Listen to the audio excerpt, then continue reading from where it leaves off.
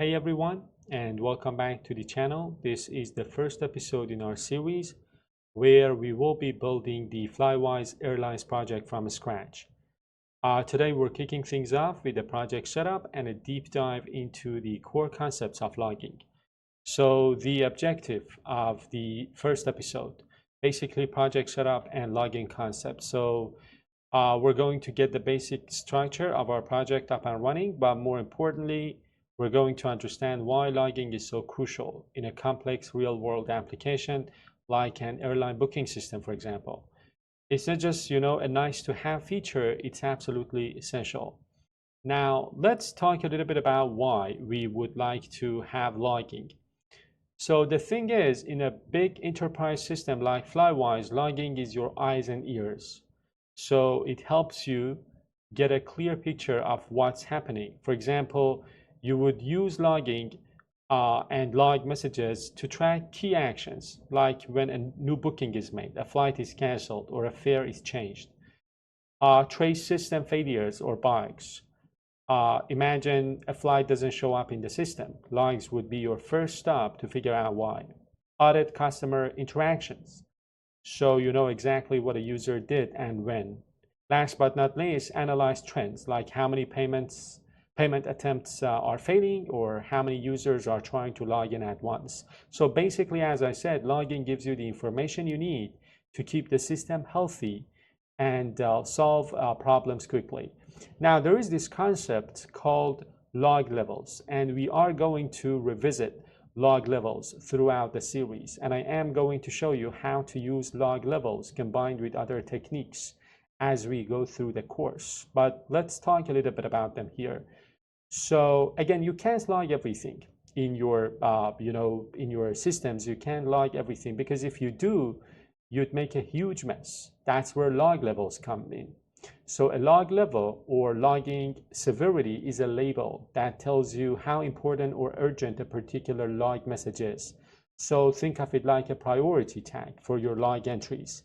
Using log levels helps you to filter messages. So suppose you want only, you might only want to see critical errors in your production environment.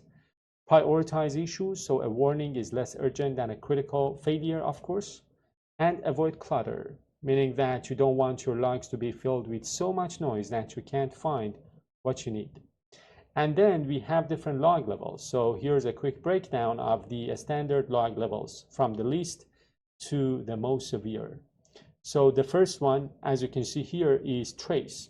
So trace is super detailed, and it is only used when you're doing a deep dive into a problem. The next one is debug.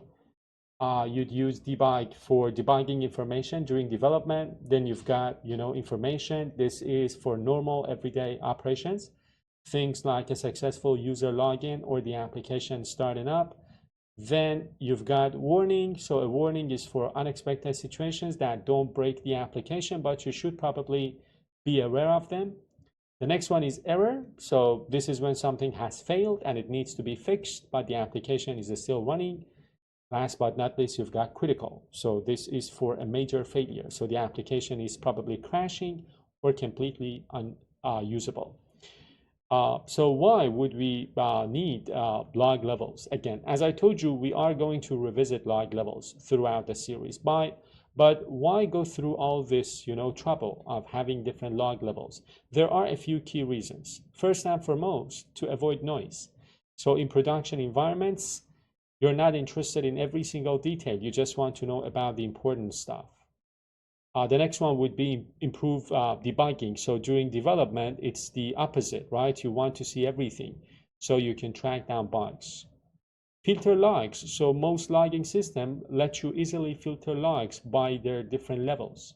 Last but not least, to trigger alerts. So you can set up your monitoring tools to send, an alert or an email only when an error or critical log has been generated. Now let's continue talking about the solution setup. The solution which we are going to again set up and start working on. So let's, skip the theory for a moment. Let's get our hands dirty and set up the project. You can use, .NET CLI to create the solution and the three projects that you can see here. So we are going to have a web API project called Flywise Booking API, two class libraries for our domain and infrastructure. And then we are going to add them to the solution, and then we are going to set up our references. And I have already, set up these three projects. They're added to the, solution. I haven't added any code yet. Of course, I'm going to put the source code in the description of the video so that you can clone this repository. I am on branch number 1 now. So for each branch, I'm going to create, for each episode, I'm going to create a new branch, and I'm going to work on that branch. So that'll enable you to explore, the code base based on the topic of each episode. Again, as I said, just go to the link I've provided in the description to get the full source code. Now, with that out of the way, let's create, our domain models. So let's head into the Flywise booking domain, this class library that you can see here, right?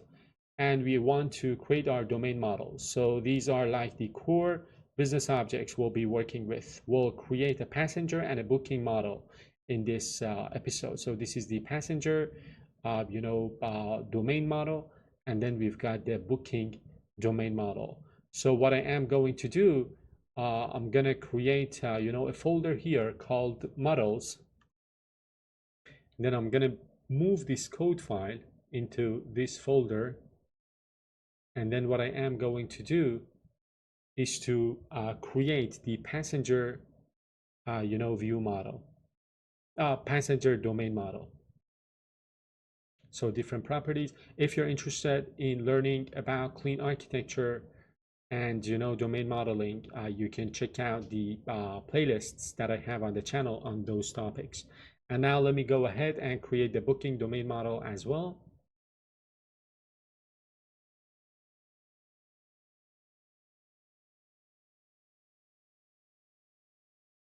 And then what I am going to do after creating the booking domain model, I'm going to move it into a separate code file. So I'm going to click quick actions and then move type to booking.cs. And let's continue with our notes. So now let's talk about adding, a simple controller. So let's jump into the, Flywise booking API and add a simple API controller to handle our bookings. So in the, project, we can already, we can see that, a domain model and a controller has already been created, but of course I'm not gonna use them. I'm gonna, use a new controller that I am going to create. So this is called, as you can see, this is called the booking controller. And then it has one single method called book flight, which is going to create, which is going to receive a booking from the request body. This is a very basic controller. And then it's going to, set the ID of that booking object and then, return it. So a very simple controller. So let me go ahead and create this controller.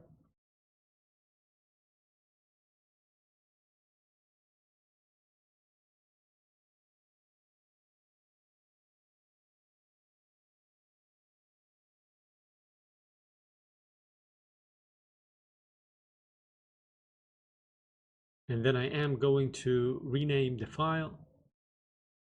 So rename file. And then I am going to add a reference to my, let me see if I've got my project reference here. So I've got the domain, I think would need to say domain.models.booking. So now let's get back to the notes and let's talk about using the, built-in logger that we have by default in .NET project. So again, the thing is that for, logging, in your controllers, we are going to use the built-in logging that comes with ASP.NET Core. So for now, we do not need to install any packages, but we are going to do that in the upcoming episodes. So as you can see, I'm injecting the iLogger with this generic type parameter, which we are going to talk about shortly. So this is setting the category of our log messages, and then we are using one of the logging methods, log information from this logger to do some logging. So again, this is a dependency that the controller has on this interface, and it is going to be resolved automatically by ASP.NET Core. And because this is the built-in logger that comes built in with ASP.NET Core. And as I said, we are capturing this input parameter into this class level variable, and then we'll use that logger inside the book flight to log an information message using the log information method when a booking is created. So let me get to the controller again. By the way, let me delete this one as well. I'm going to zoom out a little bit. And again, the thing that I want to do is to first create the constructor and the class level private variable. And then the next thing that I want to do is to rewrite the HTTP post endpoint that we have here and use that logger to log a simple message.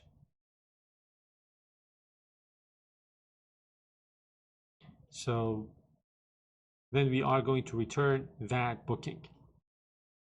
So one thing that I would like to point out here is how we're using curly braces with descriptive names. This is called structured logging. And again, we are going to revisit this topic throughout the series. It's a very powerful feature that allows your logging system to capture data in a structured queryable format rather than just a simple string. So let me go ahead and adjust this one as well. So domain dot models booking, and let me get to the notes, and let's talk about what is the built-in logging in ASP.NET Core. So what exactly is this built-in logging we're talking about and we're using for now? It's the default logging infrastructure that's included with the ASP.NET Core framework. So right out of the box, you don't have to install any third-party libraries to start using it. It's already available, so without any extra setup, you just need to inject the dependency in the constructor of your controllers. And then it is extensible. Of course, you can easily plug in other logging libraries like Serilog or nlogger, which we will do later on. It is structured and configurable, and it is integrated with the DI system, with the dependency injection system, which is why we were able to inject the iLogger of T, so easily. Now let's talk about, some other key concepts, and let's, revisit the code that we just wrote. So again, let's recap the most important parts of this, built-in logging system. The iLogger of T. This T is the generic type parameter of our dependency that we injected into the controller. This is the main way to get access to the logger. It's a generic interface, as you can see, where T is the class you're using that dependency inside. So the framework will automatically inject the class name into the log metadata, which is super helpful for knowing where a log message came from. And then you've got this, dependency injection inside of the constructor. And then, of course, you have different log methods, which, of course, correspond with the different, log levels, which we previously discussed. So again, the thing is that ASP.NET Core provides structured methods for each log level.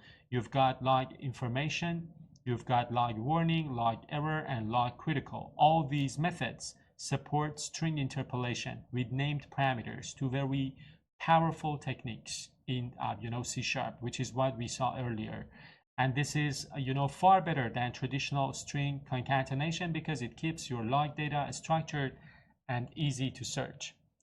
Now let's talk about how this all, works behind the scenes.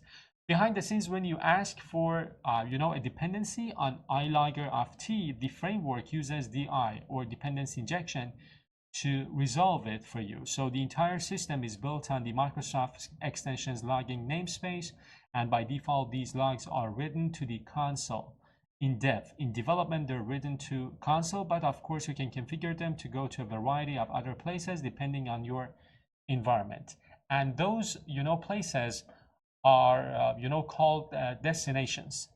So there are different destinations out of the box ASP.NET Core logs to a few default destinations, including the console, the debug window in Visual Studio, the event source or event log on Windows. But as we mentioned previously, the system is so configurable and extensible. You can plug in providers, as they're sometimes called, to send your logs to other powerful services, like for example, Serilog, which can write to files, databases, or logging dashboard like Seek. We are going to talk about Seek in future episodes. Application Insights for Azure monitoring, Elasticsearch, and Kibana for centralized log management and analysis. And we are going to, talk about all of these in future episodes. Now let's go ahead and test things. So let's see if our, logging actually works in action. So what I want to do is to, run the API using .NET Run, and then there is this HTTP file that allows me to, send a request to our API, and I have already added, a post request to the endpoint that we just defined. This is the, post request to the endpoint that we defined in our controller, and I have added, a body for the request. So this request is going to arrive at the endpoint here, and then we will see if the logger we would log to the console, again based on our environment, which of course is set to development based on our launch profile. So if I take a look at the if I take a look at the launch profile inside of my dependencies, inside of my properties, launch profile, it is set to development, and I have another playlist which will be published shortly about environments and how to do environment-based configuration in ASP.NET Core. But anyway, let's do something. Let's run the API and send this request and observe the logs. So inside of my developer PowerShell, I am going to go to Flywise API, and then I am going to use .NET Run to run my API.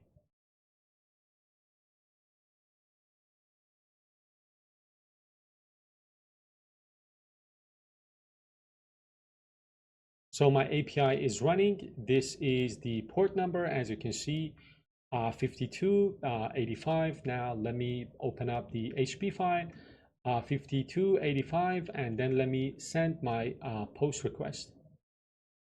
And as you can see, this is the log level. This is the log message.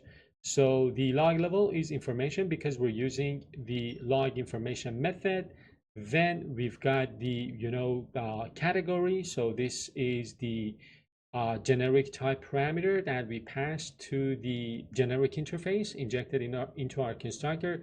This is the event, which we will again talk about in future. And then this is the log message that we logged in the controller.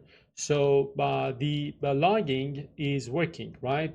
So the log information, the information log message is here in the console. The log level is here, the name of the controller as our category. We are going to talk about categories in future episodes. Everything is here. So that's great. Let me stop the API and get back to the notes. And yeah, we're all done, right? That's it for the first episode. So in this episode, we set up our project. We learned about the importance of logging and log levels. And we got our first log message working with the built-in ASP.NET Core logging. So the built-in, version of this logging system. Thank you so much for watching this episode. Stay tuned. In the future episodes, of course, we'll be, diving deeper into more advanced logging concepts, and we will be working with the, libraries that exist for doing, and for implementing different techniques when it comes to logging in ASP.NET Core. Thank you again for watching, and I'll see you in the next one.